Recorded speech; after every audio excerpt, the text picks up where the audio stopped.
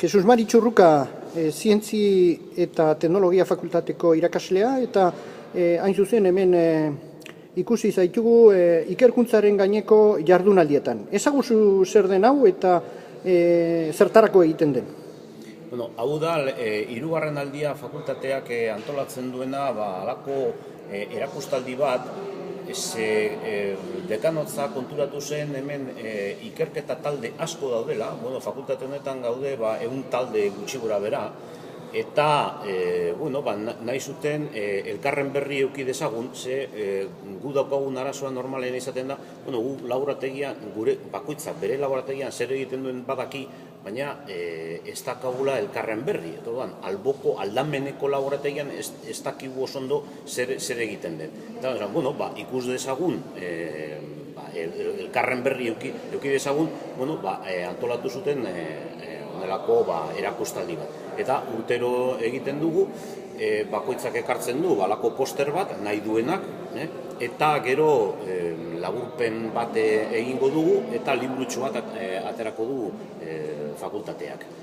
Ingelesez eskatzen digute laburpena, horri bateko laburpena, eta listo.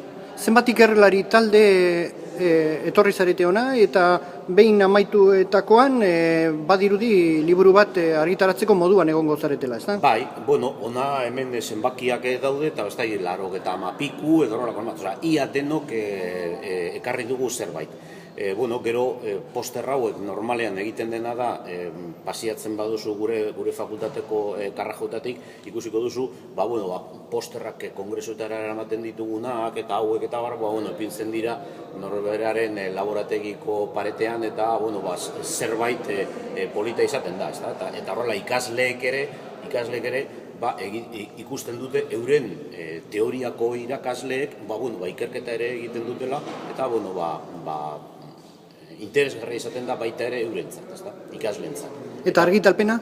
Argitalpena gero ateratzen da liburutxo bat, eta esan bezala bidaliko zaigu bakoitzari, eta gero hemen geratuko dira batzu ikerlari bizitariak eta horrela datozenean ingelesez behartzen dute, laburpena bidaltzen, eta orduan horrek beti balio du zabaltzeko hemen fakultatean zer egiten den. Eskerrik asko, Jesus Mari Txurruka Argarate.